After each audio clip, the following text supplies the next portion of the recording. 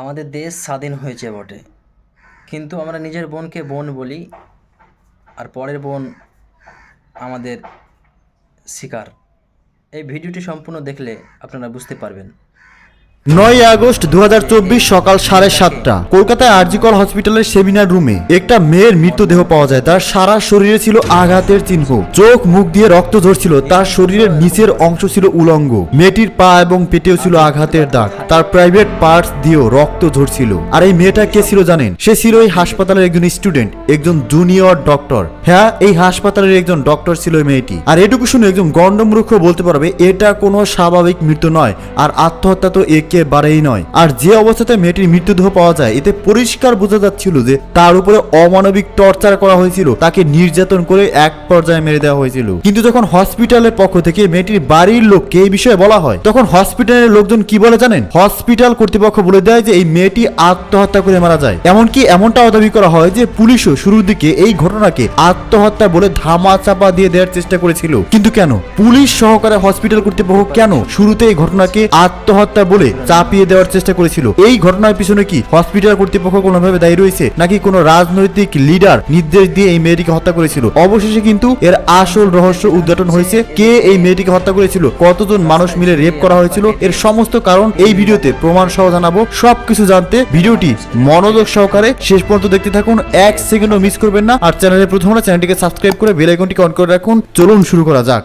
9 আগস্টের গভীর রাত, যখন কলকাতাবাসী গভীর ঘুমে মগ্ন, তখন আমাদেরই এক বোন, এক দিদি নিজের জীবন বাঁচাতে লড়াই করছিল, নিজের সম্মান বাঁচাতে লড়াই করছিলেন। তিনি প্রতিদিনই লড়াই করেন, তবে সেটা রোগীর জীবন বাঁচাতে। কিন্তু 9 আগস্টের লড়াইটা ছিল তার নিজের। তিনি অপ্রাণ চেষ্টা করেছিল নিজের সম্মান বাঁচাতে, নিজের প্রাণ বাঁচাতে, কিন্তু পারেনি। হিংস্র জন্তুর শিকার হয়েছিল সে। তো চলুন আজ এক হেরে যাওয়া নারীর কথা বলি, যে চোখে স্বপ্ন দেখেছিল মানুষের সেবা করার। কলকাতার নামকরা হসপিটাল আরজিকর, যেখানে 31 বছর বয়সী পোস্ট গ্রাজুয়েট স্টুডেন্ট এবং জুনিয়র ডাক্তার অভয়া। এখানে আমি তার আসল নাম বলছি না, কারণ সে একটি রেপিস্ট মেয়ে যাকে রেপ করা হয়েছিল। তো বৃহস্পতিবার তার 36 ঘন্টা ডিউটির পর রাত 12টায় অভয়া আরজিকর হসপিটালের চেস্ট ডিপার্টমেন্টে সেমিনার রুমে যান। এখানে তার সাথে তার বন্ধুরা ছিলেন, যেখানে হসপিটালে সেদিন নাইট ডিউটি ছিল। রাতে অনলাইনে খাবার অর্ডার করে তারা খাওয়া দাওয়া করে, আর এরপর বেশ কিছুক্ষণ তারা আড্ডা দেয়। অলিম্পিকে নীরজ চোপড়া খেলাও তারা দেখেন। এরপর রাত 3টের দিকে তিনি ঘুমিয়ে পড়েন। পরদিন সকাল 7:30টার দিকে একটা নীল ম্যাট্রেসের উপর অভয়ার মৃতদেহ পাওয়া যায়। আর প্রাথমিক তদন্তে এটা মনে করা হয় যে ভোর রাত 3টা থেকে 6টার মধ্যেই তার মৃত্যু হয়েছে। তো শুরুর দিকে কিন্তু পুলিশ তদন্তে একদমই জোর দেয়নি। আর তখন শুরু হয় বাকি ছাত্রছাত্রীদের বিক্ষোভ। সারা রাজ্য জুড়ে বিভিন্ন হসপিটালে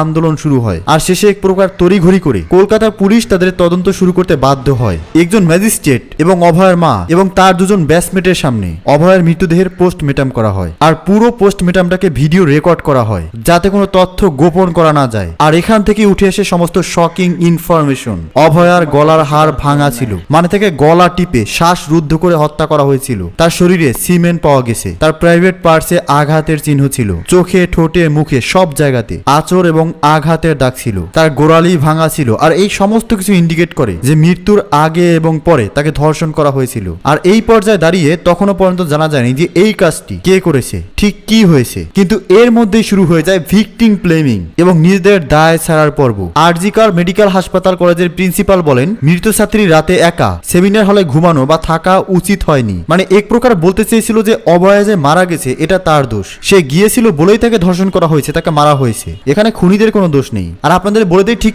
এই কারণেই দেশ জুড়ে ঘটে যাওয়া হাজার হাজার ধর্ষণ এবং হত্যাকাণ্ডের কোনো রিপোর্ট হয় না, কারণ ভিকটিমরা ভয় পায় যে শেষে হয়তো তাকেই দোষ দেওয়া হবে আর বলা হবে এটা তো তোর জন্যই হয়েছে। আর এই সন্দীপ ঘোষ মানে এই কলেজের প্রিন্সিপালকে এর আগেও দুবার দুর্নীতির জন্য আরজিকর হসপিটাল থেকে অন্য হসপিটালে ট্রান্সফার করা হয়েছিল। এমনকি গত বছর র্যাগিং এর ঘটনার সাথেও ইনার যুক্ত থাকার প্রমাণ উঠেছিল। হাসপাতালের ফান্ডে গরমিল, ক্যান্সারের গুরুত্বপূর্ণ ঔষধের রিসার্চ আটকে রাখা, এরকম আরো বহু ঘটনা রয়েছে। তবে তার বিরুদ্ধে যখনই কোনো স্টুডেন্ট কথা বলে, তিনি তাকে পরীক্ষায় ফেল করিয়ে দেন বা সিনিয়রদেরকে দিয়ে সেই স্টুডেন্টদের উপরে চাপ সৃষ্টি করেন। না, এটা আমি নিজের মন গড়া কথা বলছি না। এই সমস্ত কিছু ভারতীয় গণমাধ্যমে পাবলিশ হয়েছে এবং সেই লিঙ্ক আপনি ডেসক্রিপশন বক্সে পেয়ে যাবেন। তো এবার শুরু হয় তদন্তের নেক্সট স্টেপ। প্রশ্ন উঠে যে অভয়া সেদিন কেন ওই সেমিনার রুমে গিয়েছিল। আর তদন্তে বেরিয়ে আসে শুধুমাত্র সেদিন নয়, নাইট ডিউটিতে থাকা বেশিরভাগ জুনিয়র ডাক্তাররাই ওই রুমে যেতেন বিশ্রাম নিতে। কারণ যে ডাক্তাররা দিন রাত রোগীদের সেবায় ব্যস্ত থাকে, তাদের বিশ্রামের জন্য, রেস্টের জন্য এত বড় হসপিটালে কোনো আলাদা রুম নেই। সেমিনার রুমে এসি আছে, তাই এখানেই তারা রেস্ট নেয়। আর এবার শুরু হয় খুনিকে খোঁজার পালা। সেমিনার রুমে কোনো রকম সিসিটিভি ক্যামেরা ছিল না, ক্যামেরা ছিল বাইরের করিডোরে।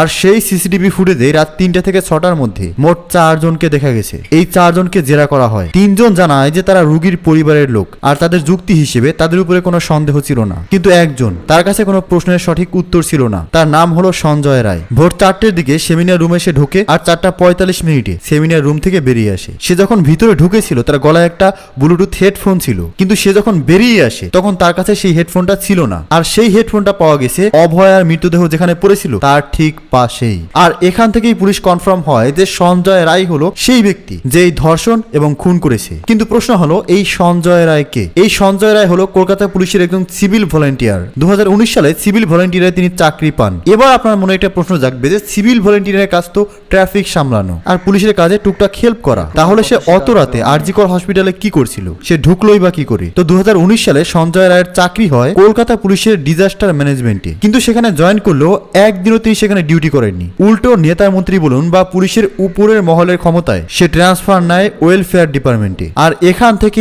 আরজিকর হসপিটালে মাঝে মাঝে তার আসা যাওয়া ছিল। বিভিন্ন রোগীকে সে অ্যাডমিট করাতো, আর এই কারণেই হাসপাতালের খুঁটিনাটি সমস্ত কিছুই তার জানা ছিল। কোথায় কি আছে, কোন রুমে কে কখন থাকে, সে সব জানতো। আর রাতের বেলা বলুন বা দিনের বেলায় সে নিজের প্রভাব খাটিয়ে যখন তখন সেখানে আসা যাওয়া করতো। আর এই সঞ্জয় রায় সিভিল ভলেন্টিয়ার হলেও এর হাবভাব ছিল কলকাতা পুলিশের কোনো বড় অফিসারের মতো। এলাকার লোকজনকে চাকরি পাইয়ে দেওয়ার নামে টাকা নেওয়া, মহিলা পুলিশদের সাথে অশালীন আচরণ করা, এছাড়াও সিভিল ভলেন্টিয়ার হয়েও কলকাতা পুলিশের 4th ব্যাটালিয়ন ব্যারাকে থাকা, 5টা বিয়ে করা, মোবাইলে অশ্লীল ভিডিও, এমন অনেক অভিযোগ তার বিরুদ্ধে সামনে এসেছে। তবে কলকাতা পুলিশ বলছে যে এই লোকটা অলরেডি তার দোষ স্বীকার করে নিয়েছে, আর হাইকোর্ট তাকে 14 দিনের পুলিশ কাস্টাডি দিয়েছে। এবার এই পর্যন্ত শুনলে মনে হবে বাহ, দোষী তো ধরা পড়েই গেল, তাহলে আবার কি, এবার তাকে দ্রুত শাস্তি দিলেই হয়। কিন্তু যখনই আপনি ঘটনাগুলো ডিটেলসে যাবেন তখন আপনার মনে প্রশ্ন জাগবে। মাত্র 45 মিনিট, এই 45 মিনিটের মধ্যে সেমিনার রুমে যাওয়া, সেখানে গিয়ে ধর্ষণ করা, তাকে গলা টিপে হত্যা করা, আবার অতি দ্রুত সেখান থেকে বেরিয়ে আসা। এবার নিউজ মিডিয়ায় সঞ্জয় রায়ের যে চেহারা দেখা গেছে তাতে একটা প্রশ্ন আসে যে সঞ্জয় রায়ের একার পক্ষে কি এটা আদৌ করা সম্ভব? উল্টোই ঘটনার সময় সঞ্জয় নেশায় ছিল।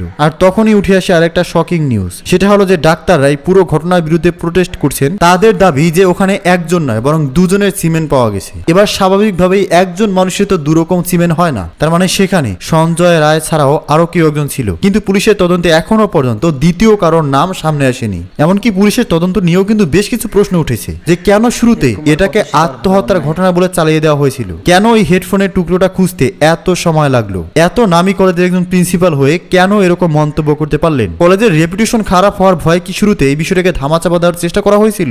সঞ্জয় রায় যেরকম দ্রুত, মানে আপাতত তার বিষয়ে যেরকম জানা গেছে, তাতে কি সে এত তাড়াতাড়ি পুলিশের জালে ধরা পড়ার লোক? সে তো পালিয়ে যেতে পারতো। আর হ্যাঁ, এই যে পুলিশের জাল, নিউজ মিডিয়ায় বারবার যে কথাটি বলা হয়েছে যে পুলিশের জালে ধরা পড়লো সঞ্জয় রায়। সঞ্জয় রায় যে অপরাধ করছে সেটা কি পুলিশ আগে থেকে জানতো না? সে একজন সিভিল ভলেন্টিয়ার হয়ে 4th ব্যাটালিয়ন ব্যারাকে থাকতো, সেটা কি পুলিশ জানতো না? সে অন্যান্য মহিলা সিভিল ভলেন্টিয়ার এবং পুলিশদের উত্তপ্ত করতো, সেটা কি পুলিশ জানতো না? সে যে মদ্যপান করে রোজ হসপিটালে ঢুকতো, সেটাও কি পুলিশ জানতো না? পুলিশ বাদ দিন, ওই হসপিটালের জুনিয়র ডাক্তাররা কি সেটা টের পায়নি? টের পেলে অবশ্যই তারা কমপ্লেন করেছে, কিন্তু তারপরেও সেই লোকটার অবাধ যাতায়াত ছিল। কিন্তু কেন? এই প্রশ্ন কিন্তু থেকেই যায়। এবার নেক্সট যে প্রশ্নটা উঠে যে একজন সিভিল ভলেন্টিয়ারের এত স্পর্ধা হয় কি করে? আপনি ভাবলে আশ্চর্য হবেন, যেদিন সকালে অভয়ের মৃতদেহ পাওয়া গেছে সেদিনই পূর্ব বর্ধমানের স্টেট জেনারেল হাসপাতালে একজন সিভিল ভলেন্টিয়ার একজন মহিলা ডাক্তারকে হুমকি দিয়ে এটা বলেন যে আরজিকর করে দেব। ভাবতে পারছেন যে কত বড় সাহস? আর এই সাহস তারা কিভাবে পায়? নেতা মন্ত্রী এবং দাদাদের হাত ধরে মাত্র 2 সপ্তাহের ট্রেনিং দিয়ে এই সিভিল ভলেন্টিয়াররা চাকরি পেয়ে যায়। নাম সিভিল ভলেন্টিয়ার হলেও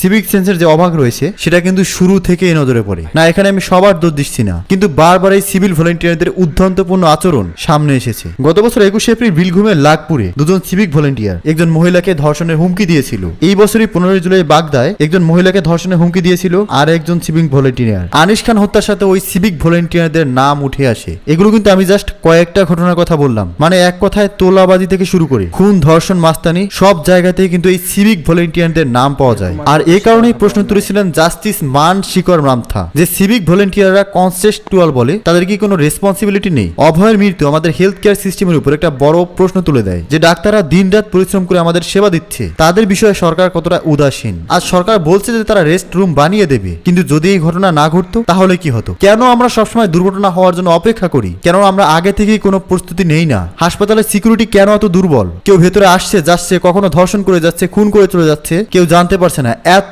উদাসীন মনোভাব কেন? এবার রাজ্যের মুখ্যমন্ত্রী থেকে শুরু করে বিরোধী দলের নেতারা প্রায় সবাই বলেছেন যে দরকার হয় সিবিআই তদন্ত করা হবে। পুলিশও বলেছে যে যদি তাদের কাজে অভয়া পরিবার সন্তুষ্ট না হয় তাহলে তারা সিবিআই তদন্তের জন্য যেতে পারে। তবে মেয়েটার যে পরিবার আছে তারা বলেছেন যে পুলিশের উপরে তাদের আপাতত ভরসা আছে, আর পুলিশও জানিয়েছে যে তারা যত সম্ভব ট্রান্সপারেন্সি রাখার চেষ্টা করবে। আমার একটি মাত্র মেয়ে, অনেক কষ্ট করে তাকে ডাক্তার করেছিলাম, লোকের সেবা করতে শেষে নিজেই খুন হয়েছে। অভয়ের মায়ের এই কথাটা যে কতটা কষ্টের, কতটা ব্যথার এই খুনিরা কোনোদিন বুঝবে না। তাই আমাদের উচিত এই খুনিদের এমন শাস্তি দেওয়া যাতে কোনোদিন তারা এই ধরনের কাজের চিন্তা মাথায় আনতে ভয় পায়। আর পুলিশের এমন উদাসীন মনোভাব, ধামা চাপা দেওয়ার মনোভাব, এটা বন্ধ করার দাবি করতে হবে। নইলে ভাবুন আজ এমন কত ঘটনা রয়েছে যেগুলোকে তারা আত্মহত্যা বলে চাপিয়ে নেয়, যেগুলোর খোঁজও আমরা পাই না। পুলিশের উপর মানুষের আস্থা রাখা দরকার, কিন্তু পুলিশেরও দরকার দুর্নীতি থেকে বেরিয়ে এসে সঠিক বিচার ব্যবস্থা ফিরিয়ে আনা। এছাড়াও আপনার কি মনে হয় এই ঘটনা শুনে অভয়ের মৃত্যুর সাথে কি শুধুমাত্র সঞ্জয় রায় জড়িত, নাকি এই পুরো ঘটনার সাথে পুলিশ ডিপার্টমেন্টের কোনো লোকজন জড়িত এবং পুলিশ এই ঘটনা চাপা দেওয়ার পিছনে অন্য কোনো রাঘব বোয়ালদের হাত থাকতে পারে? এই ঘটনার আরো বিস্তারিত ডিটেলসে জানতে আমাদের পরবর্তী আপডেটগুলো সবার আগে দেখতে হবে এবং সেজন্য চ্যানেলটিকে সাবস্ক্রাইব করে বেল আইকনটিকে অন করে রাখুন। কমেন্টসে আপনার মতামত লিখে জানান। ধন্যবাদ।